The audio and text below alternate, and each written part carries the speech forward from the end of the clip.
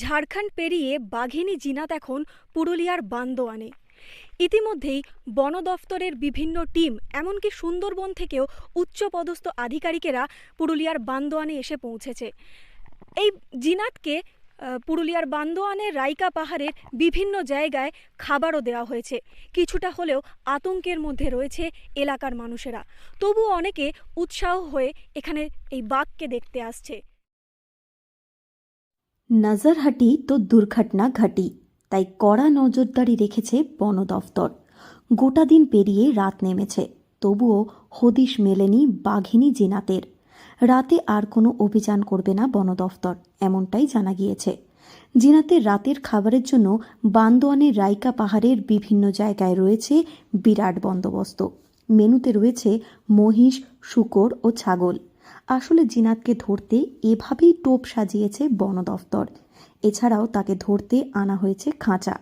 রবিবার সকাল 10টা নাগাদ বাঘিনী জিনাতের লোকেশন ট্র্যাক করা গিয়েছিল শেষবারের মতো। এরপর বিকেল 5টা নাগাদ তাকে ট্র্যাক করতে কেশরার জঙ্গলে আনা হয়েছে বিভিন্ন যন্ত্রপাতি। জিনাতের গলায় রয়েছে রেডিও কলার, আর তার লোকেশন বুঝতে আনা হয়েছিল সংকেত পাঠের অ্যান্টেনা। এরই পাশাপাশি ওই বাঘিনীকে খুঁজতে হাজির হয়েছে ওড়িশার সিমলাপাল টাইগার রিজার্ভ থেকে ট্র্যাঙ্কুলাইজার অভিজ্ঞ বিশেষ দল। এছাড়া রয়েছে পুরুলিয়ার ডিএফও অঞ্জন গুহ, পুরুলিয়া কংসাবতী সাউথ ডিভিশনের ডিএফও পূরবী মাহাতো। এ বিষয়ে কংসাবতী দক্ষিণ বন বিভাগের ডিএফও পূরবী মাহাতো বলেন, বাঘিনী জিনাত বান্দোয়ানের বনেই রয়েছে। সমস্ত দিক থেকে তার সন্ধানে ব্যবস্থা নিচ্ছে বন দফতর। মাইকিং করে এলাকাবাসীকে জানিয়ে দেওয়া হয়েছে তারা যেন কোনোভাবেই জঙ্গলে প্রবেশ না করে। এই বাঘিনী জিনাতকে ধরতে ঠিক কী কী পরিকল্পনা রয়েছে সে বিষয়ে বিশেষ কোনো তথ্য তুলে ধরতে চাননি তিনি।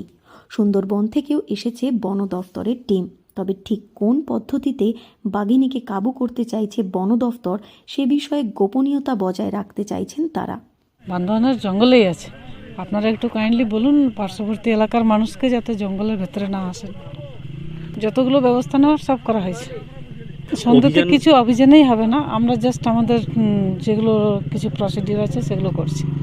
সন্ধ্যাতে ওকে কোনোভাবে ডিস্টার্ব করা হবে না। আমরা সকলকে রিকোয়েস্ট করবো যাতে জঙ্গল থেকে বেরিয়ে যান। দেখুন, সমস্ত পরিকল্পনা তো বলা যাবে না, আমরা বিভিন্ন জায়গায় বেটিং করে ওকে ক্যাপচার করার চেষ্টা করছি। কিছু কিছু প্ল্যান আমাদের সিক্রেট থাকে, তো সেগুলো বলা যাবে না। আর সুন্দরবন থেকে কারা এসেছেন? আচ্ছা, বিভিন্নভাবে গ্রামবাসীদের কাছে খবর পৌঁছেছে তাঁদের এলাকায় বাঘ এসেছে, তাই জিনাতকে দেখতে বহু মানুষ ভিড় জমান বান্দোয়ানে। এ বিষয়ে এলাকার মানুষেরা বলেন, বাঘিনীর আসার খবর শুনে তারা বাঘিনী দেখতে এসেছেন। তাদের সেভাবে ভয় লাগছে না, কারণ তারা জঙ্গলমহল এলাকার মানুষ, তাই লড়াই সংগ্রাম করে তাদের টিকে থাকতে হয়। সবাই বলছে বাঘ এসেছে, বাঘ এসেছে। জানতে পারলেন? গ্রামের লোক যে মানে ফরেস্টারগুলো আসছে, ওদের কাছে শুনলাম যে এখানে একটা বাঘ এসেছে আমাদের রাইকা পাহাড়ে। ওটা শুনে এসেছি, বলছে কোথায় বাঘ আছে, কোথায় বাঘ আছে, আমরা ওটা জানতে এসেছি। না, আমরা ভয় পাই না। আমরা সেই জঙ্গলমহল এলাকার মানুষ। বাঘ আসুক আর হাতি এলেও আমাদের কোনো সেরকম কিছু ভয়ের কিছু কারণ নেই। আমাদের বাঘকে খেতে দিয়ে মানে এই যে এখন আমরা বুঝতে পারছি একটা কাড়া নিয়ে এসছে, একটা আর ছাগল কটাগুলো আছে নিয়ে এসেছে। ফরেস্টার আর এই যে যারা ওখান থেকে যা এসেছে তাদের মাধ্যমে খবর করে দেওয়া আছে যে জঙ্গল থেকে কেউ যাবে না। এই খবরটাই আমরা শুনেছি, কিন্তু আমরা মানে দেখতে পাইনি। বাঘ থেকেও কিছু কিছু হয়, কাঠ পাতা এবং গরু বাছুর চড়ায়। আমাদের এখানে তো চাষবাসের সেরকম কোনো ব্যবস্থা নেই। মানে এখানকার লোকেদের প্রায়ই কি জঙ্গলে যেতে হয়? হ্যাঁ, প্রায়ই যেতে হয় বিভিন্ন কারণে। ভয় অতটা লাগেনি, আমাদের তো এমনিতে সংগ্রাম করে আমাদেরকে থাকতে হয়, আমাদের অতটা ভয় লাগেনি।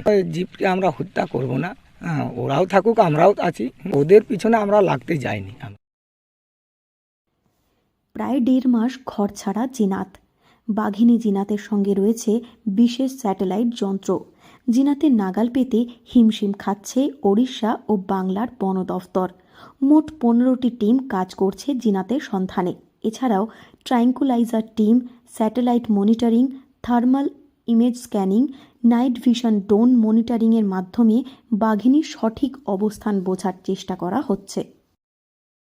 পুরুলিয়া থেকে শর্মিষ্ঠা ব্যানার্জির রিপোর্ট, লোকাল 18 বাংলা।